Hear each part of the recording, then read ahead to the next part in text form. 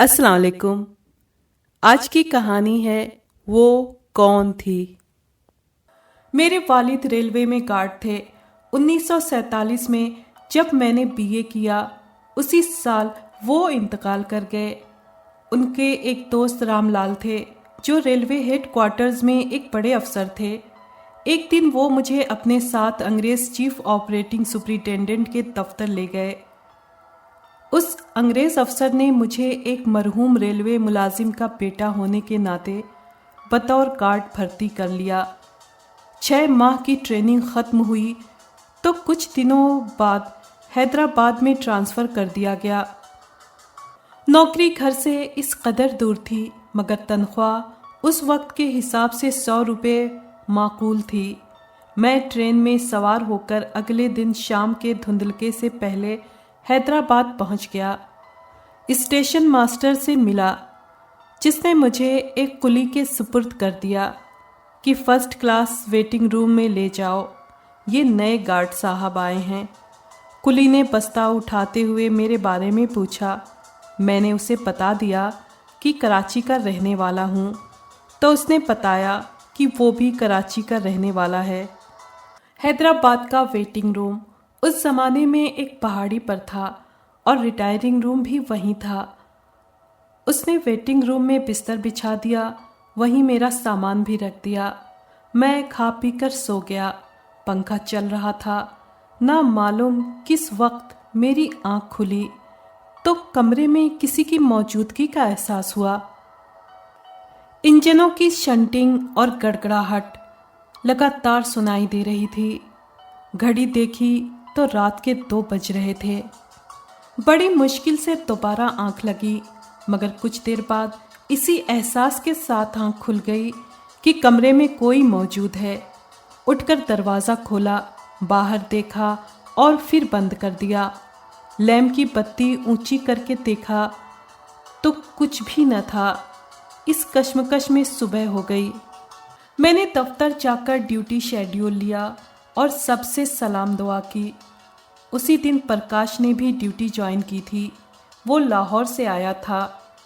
ہم دونوں waiting room میں ساتھ رہتے تھے۔ کچھ دن بعد ایک رات میں تنہا بیٹھا لیمپ کی روشنی میں کتاب پڑھ رہا تھا کہ دروازے کی جالی کے قریب مجھے آہٹ محسوس ہوئی۔ دروازے میں کسی کی موجودگی کے احساس نے کتاب سے دھیان ہٹا دیا اور میں کن آنکھوں سے دروازے کی طرف دیکھتا رہا۔ آخر تنگ آ کر لیمپ کی بتی دھیمی کر دی اور لیٹ گیا۔ ابھی سو بھی نہ سکا تھا کہ دیکھا وہ میرے پاس کھڑی ہے۔ وہ اس طرح دھیمے پاؤں چل کر آئی کہ مجھے اس وقت پتہ چلا جب وہ بیڈ کے قریب پہنچ چکی تھی۔ میں اس پریشانی میں گرفتار تھا کہ دروازے کی کنڈی لگی ہوئی ہے تو یہ اندر کیسے آئی۔ میں نے اس کی جانب دیکھا تو وہ دل فریب انداز میں مجھے دیکھے جا رہی تھی۔ میرا دل اس طرح دیکھنے سے دھک دھک کرنے لگا، ہمت نہ ہوئی کہ بیڈ سے نیچے قدم رکھ سکوں۔ آخرکار وہ مجھے اس کیفیت میں چھوڑ کر دروازے کی جانب بڑھی اور آہستہ سے پٹ کھول کر غائب ہو گئی۔ میں نے لیمپ کی بتی اونچی کی اور اپنی قوتوں کو جمع کیا۔ دروازہ جا کر دیکھا تو اس کی کنڈی لگی ہوئی تھی جیسے میں نے سونے سے پہلے لگائی تھی۔ میں نے تسلی کے لیے ہاتھ لگا کر دیکھا تو واقعی دروازہ اندر سے بند تھا۔ یا خدا، میں نے خواب دیکھا؟ یہ کیا راز ہے؟ کچھ سمجھ میں نہیں آیا۔ لیمپ کی بتی پھر نیچے کی۔ نیند نہ آئی تو ساری رات کتابیں پڑھ کر گزار دی۔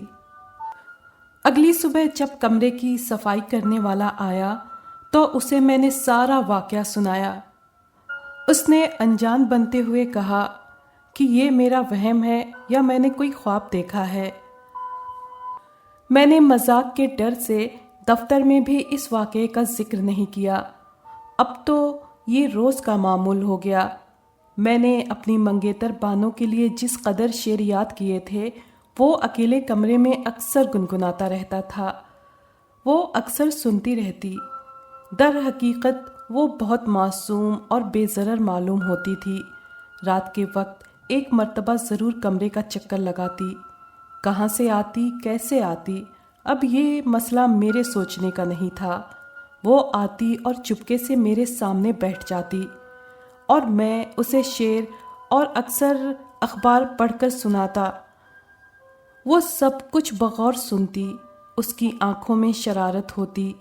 ایسی چمکدار آنکھیں میں نے پہلے کبھی کسی کی نہیں دیکھی تھی۔ ایک دن بڑے پیار سے اسے ایک شعر سنایا تو وہ مسکرا دی۔ پرکاش بیچارہ سیدھا سادھا نوجوان تھا، اسے شعر و شاعری میں کوئی دلچسپی نہیں تھی۔ 8 سے 10 دن میں کبھی ایک آدھ بار اس سے ملاقات ہوتی اور وہ دفتر کے بابوؤں کی شکایتوں اور افسروں کے گلے شکوے تک محدود رہتا۔ اماں کے خط آتے، جوابی خط لکھنے کی شکایت اور بانوں کا سلام بھی لکھا ہوتا، مگر اب مجھے فرصت نہ ملتی۔ کچھ اس دل فریب کے چکر میں ایسا پھنسا ہوا تھا کہ ڈیوٹی کے بعد جب کمرے میں آتا اور وہ نہ آتی تو دل الجھا الجھا سا رہتا، اور جب وہ آتی تو بھی بات چیت ایک طرفہ ہی رہتی۔ وہ ایک سرد رات تھی۔ لاہور کے اسٹیشن سے مال گاڑی حیدرآباد کے لیے آ رہی تھی۔ میں گارڈ کے ڈبے میں لیمپ کی دھندلی روشنی میں جلدی رجسٹروں کو کمپلیٹ کرنے میں مصروف تھا۔ بس چند ہی لمحوں میں حیدرآباد اسٹیشن آنے ہی والا تھا۔ انجن کے ایکائک بریک لگنے کا احساس ہوا۔ میں نے کیبن سے جھانک کر دیکھا کہ گاڑی گھسیٹتی ہوئی آؤٹر سگنل کے باہر رک گئی۔ کافی دیر تک سگنل نہ ہوا تو باہر نکل کر پتہ کیا، مگر وجہ معلوم نہ ہو سکی۔ پھر گاڑی کھسکی تو میں کیبن میں واپس آ گیا۔ دیکھا تو لکڑی کے سرکاری باکس پر وہ بیٹھی ہوئی تھی۔ دل دھک سے رہ گیا۔ کوئی اس وقت مجھے دیکھتا تو یہی کہتا کہ ایک معمولی بلی دیکھ کر ڈر گیا۔ بخدا وہ بلی تھی، سفید سفید بالوں والی اور گہری نشیلی آنکھوں والی۔ میں نے جیسے ہی جانور کہا تو وہ مسکرا دی، جیسے کہہ رہی ہو اکیلے اکیلے سیر کرتے پھرتے ہو۔ پٹریوں کی کھٹاکھٹ شروع ہو چکی تھی۔ پلیٹ فارم پر رش ہونے لگا۔ جلدی میں نے رجسٹر بند کیے اور جیسے ہی ان باکس میں رکھنے کے لیے آگے بڑھا، وہ ایک انداز دلربائی سے اٹھی اور کموڈ پر جا بیٹھی۔ مجھے معلوم تھا کہ اس قربت کے باوجود میں اسے نہ پکڑ سکوں گا، اس لیے باتیں کرنے لگا۔ وہ سنتی رہی۔ پلیٹ فارم پر گاڑی رکتے ہی وہ اتر کر باہر نکل گئی۔ میری نگاہیں لائنوں اور لیمپوں کے ملگجے اجالوں میں اس کا پیچھا کرتی رہ گئیں۔ 5ویں دن پھر لاہور سے آتے ہوئے بالکل وہی واقعہ پیش آیا۔ سگنل کے باہر گاڑی رکی، وہ دبے پاؤں چلتی ہوئی میرے کیبن میں آ گئی اور بڑے آرام سے باکس پر بیٹھ گئی۔ روز کی طرح میں رجسٹروں پر جھکا ہوا کام کر رہا تھا۔ نظریں اٹھا کر جو دیکھا تو دیکھتا ہی رہ گیا۔ ایک بہت ہی خوبصورت لڑکی، سفید ساڑی، کھلے بال، بیٹھی مسکرا رہی تھی۔ میں نے اسے دیکھتے ہی ایک شعر پڑھا۔ اس پر اس نے ایک قہقہا لگایا، دل فریب انداز سے اٹھی اور دروازے تک پہنچ گئی۔ میں نے خود کو بمشکل سنبھالا اور قریب تھا کہ اسے پکڑ لوں، مگر گاڑی یارڈ میں داخل ہو چکی تھی اور وہ چلتی گاڑی سے اتر چکی تھی۔ وہ رات قیامت کی تھی۔ جسم تو بے شک بیڈ پر تھا، لیکن دل و دماغ وہاں نہیں تھے۔ جب میں BA میں داخلے کے لیے لاہور گیا تو خالہ کے گھر لوہاری گیٹ میں ٹھہرا۔ خالو کی وفات کے بعد خالہ کی پوری دنیا ان کی بیٹی بانو تھی۔ ماں بیٹی دونوں سلائی کڑھائی کر کے گھر کا خرچ چلاتی تھیں۔ بانو ایک قبول صورت لڑکی تھی۔ میرا ناشتہ کھانا اور باقی کام اس کے ذمے تھا۔ سارے گھر کا کام کاج اور باقی وقت میں سلائی کڑھائی کرنا اس کی ڈیوٹی تھی۔ اس خاموش گھر میں میری موجودگی سے گہرا سناٹا آہستہ آہستہ دور ہونے لگا۔ پھر مجھے محسوس ہونے لگا کہ بانو کے لیے میرا دل دھڑکنے لگا۔ میری والدہ جب خالہ سے ملنے لاہور آئیں تو چپکے سے میرا رشتہ بانو سے پکا کر کے چلی گئیں۔ میری سروس کا سلسلہ چل نکلا تو میں حیدرآباد کے نامانوس مٹی سے مانوس ہونے کی کوشش کرنے لگا اور اس میں اتنا بزی ہو گیا اور یہاں میری پراسرار ملاقاتیں بڑھتی چلی گئیں۔ مگر ایک دن اچانک اماں کے خط نے مجھے جھنجھوڑ کر رکھ دیا۔ یہ خط مجھے اسٹیشن ماسٹر نے دیا تو پتہ چلا کہ وہ برابر مجھے خط لکھتی رہتی ہیں جو مجھے ملتے نہ تھے، اس لیے تنگ آ کر انہوں نے یہ خط اسٹیشن ماسٹر کے پتے پر میرے لیے بھیجا تھا۔ اس میں لکھا تھا کہ اب بھی خط کا جواب نہ دیا تو میں وہاں آ جاؤں گی۔ آخر میں یہ بھی لکھا تھا کہ 12 فروری کو تمہاری شادی بانو سے ہو رہی ہے، چند روز کی چھٹیاں لے کر آ جاؤ۔ یہ جنوری کے آخری دن تھے۔ اگلے دن چھٹی کی درخواست بھجوا دی اور ڈیوٹی پر چلا گیا۔ رات کے وقت جب کمرے میں واپس آیا تو ایک مخصوص مہک اس کے آنے کا احساس دلا رہی تھی۔ پھر آہستگی سے دروازہ کھلا اور سرد ہوا کا ایک جھونکا اندر آیا۔ دروازے کے قریب کاغذ کا ایک ٹکڑا نظر آیا جو مجھے یقین تھا کہ میرے داخل ہوتے وقت وہاں نہیں تھا۔ جلدی سے اٹھا کر لیمپ کی روشنی میں پڑھا۔ لکھا تھا، مجھے سب معلوم ہے، تم شادی نہ کرنا ورنہ پریشان رہو گے، تم یہاں سے مت جانا۔ 3 دن اسی چکر میں گزر گئے۔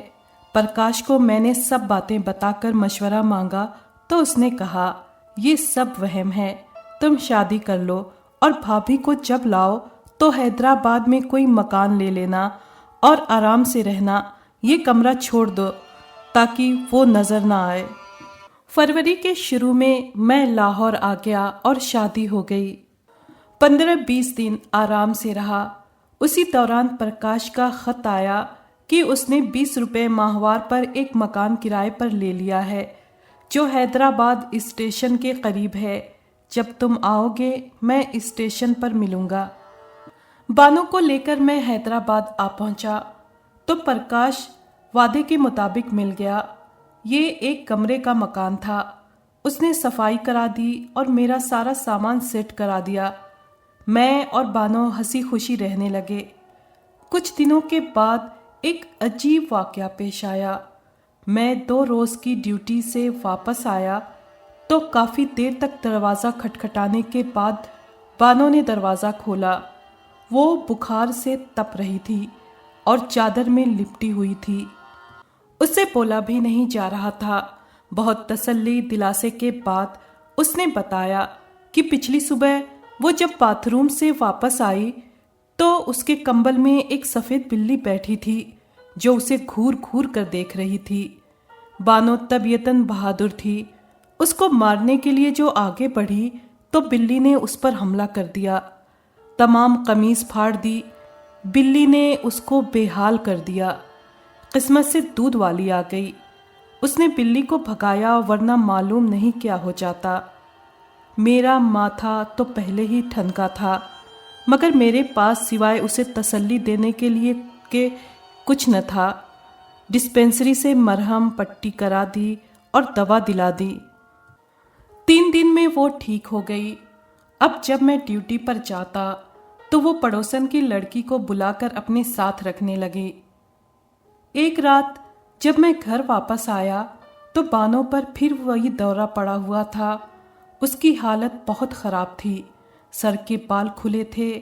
پڑوسن کی ماں آئی ہوئی تھی۔